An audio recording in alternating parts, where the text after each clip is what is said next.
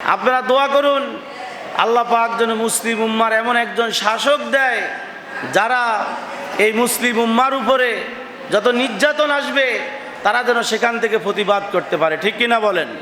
তারা যেন প্রতিবাদ করতে পারে।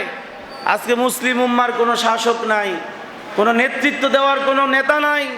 এই জন্য মুসলমানকে যেখানেই পায় সেখানেই মারি দিতেছে, মুসলমানকে যেখানে পায় সেখানেই মারতেছে, মুসলমানদেরকে মাটির সাথে মিশিয়ে দিতেছে। কোনো নেতা কোনো কথা বলে না।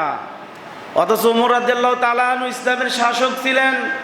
ওমর রাদিয়াল্লাহু তাআলা আনহুর ক্ষমতাকালে তামাম বিশ্বের সমস্ত রাজাগণ, সমস্ত বেদিনগণ থরথর করে কেঁপেছিল। কিসের কারণে? ন্যায় নীতি প্রতিষ্ঠা করেছেন তিনি। এটা কিসের শক্তি?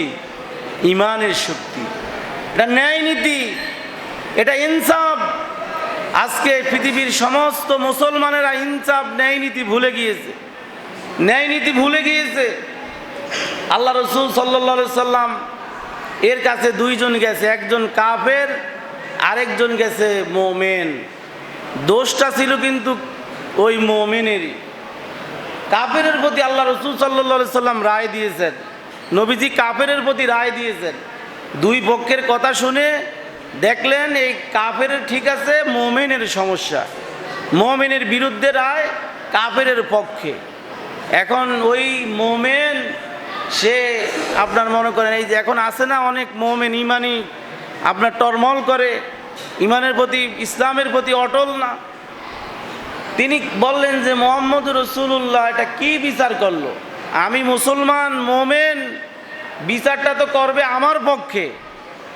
নবীজি রায় দিলেন কাফেরের পক্ষে, ওই পক্ষে রায় দিলেন। তখন উনি নবীজির বিচারকে মানলেন না। সে গেলেন ওমর রাদিয়াল্লাহু তাআলা আনহুর কাছে যে হযরত ওমর, আমি তো ইসলাম গ্রহণ করেছি মুমিন, আল্লাহ রসুল মুহাম্মদ রাসূলুল্লাহ সাল্লাল্লাহু আলাইহি সাল্লাম তিনি রায় দিয়েছেন কার পক্ষে? কাফেরের পক্ষে। এখন কি করা যায়? আপনি আমার এই বিচারটাকে একটু সানি করে দেন, বিচারটা আবার করেন। তখন তিনি বললেন, আপনার বিচার কি পছন্দ হয় না? বলছে যে না, বিচার পছন্দ হয় না। তখন রসুল পাক সাল্লাল্লাহু আলাইহি সাল্লামের খলিফা ওমর রাদিয়াল্লাহু তাআলা আনহু বলছে যে আপনি দাঁড়ান, আপনার বিচারটা আমি করে দিব, সানি বিচার করে দেব। নবীজির বিচার তো আপনার পছন্দ হয় না, তা আমি আপনাকে বিচার করে দেব। ঘরের ভিতর থেকে তলোয়ারটা এনে আল্লাহু আকবার বলে এক কোবে গদ্দানটাকে দেহ থেকে আলাদা করে দিয়েছে। বলেন সুবহানাল্লাহ। যেখানে মুহাম্মদ রাসূলুল্লাহ সাল্লাল্লাহু আলাইহি সাল্লাম রায় দিয়েছেন, আল্লাহ রসুল সাল্লাল্লাহু আলাইহি সাল্লাম যেখানে এটার শুরা করে দিয়েছেন, সেখানে আমি ওমরকে সেখানে রায় দ্বিতীয়বার দেওয়ার ক্ষমতা আমার ওমরের নাই, ঠিক কিনা বলেন? এটা কিসের শক্তি? ইমানের শক্তি। সমস্ত সাহাবায়ে কেরাম আল্লাহ রসুল সাল্লাল্লাহু আলাইহি সাল্লামের রায়কে, আল্লাহ রসুল সাল্লাল্লাহু আলাইহি সাল্লামের সিদ্ধান্তকে, আল্লাহ রসুল সাল্লাল্লাহু আলাইহি সাল্লামেরকে এমনভাবে অনুসরণ করেছেন, অনুকরণ করেছেন।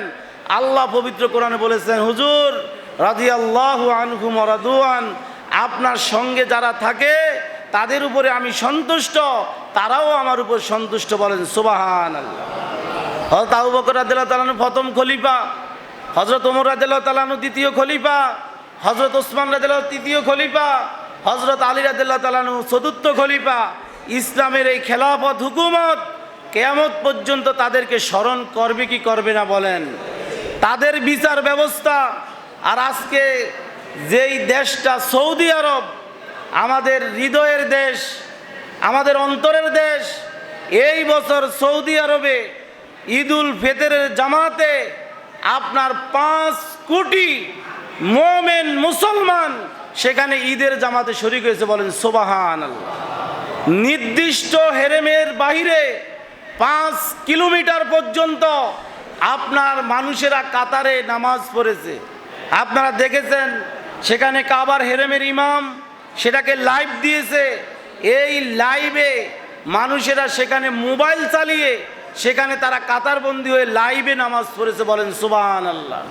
একজন বিশ্ব নেতা দেখান, একজন ধর্মীয় নেতা দেখান, সমস্ত ধর্মের একজন নেতা দেখান যার দরবারে আপনার 5 কোটি মানুষ এক বেলা খানা খেয়েছে, এরকম একটা দরবার দেখান পৃথিবীর বুকে। আমার নবী মোহাম্মদ রাসূলুল্লাহ সাল্লাল্লাহু আলাইহি সাল্লামের দরবার। আল্লাহ বলছেন, হুজুর আপনি হলেন সর্বশ্রেষ্ঠ, আপনি হলেন সর্বোত্তম, আমি হলাম রব্বুল আলামিন, আপনি হলেন রহমাতাল লিল আলামিন। বলেন সুবহানাল্লাহ।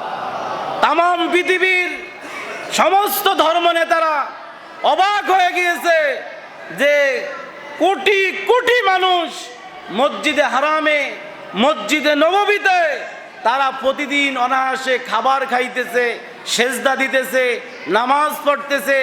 এমন একজন ধর্মগুরু, এমন একজন ধর্মনেতা মুহাম্মদ রাসূলুল্লাহ সাল্লাল্লাহু আলাইহি সাল্লামের দরবারে তারা গিয়ে নবীজিকে সালাম দেয়, বিনম্রতার সাথে মুহাম্মদ রাসূলুল্লাহ সাল্লাল্লাহু আলাইহি সাল্লামের কাছে তারা যায় এবং তারা সেখানে প্রার্থনা করে আল্লাহর কাছে নবীজির উসিলা দিয়ে। বলেন সুবহানাল্লাহ।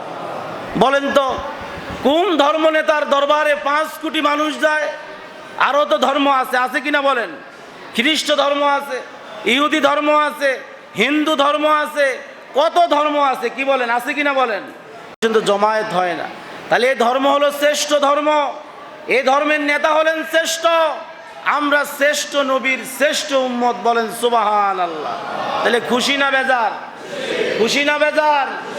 আল্লাহ কবুল করুক। বলেন আমিন। আরো জোরে বলেন আমিন। আল্লাহ পাক আমাদের এই ধর্মের বিশ্বের বিভিন্ন প্রান্তে, মাশরিক থেকে মাগরিব পর্যন্ত যত মুমিন আছে সমস্ত মুমিনের জান ও মালের হেফাজত করুক। বলেন আমিন। বলেন আমিন।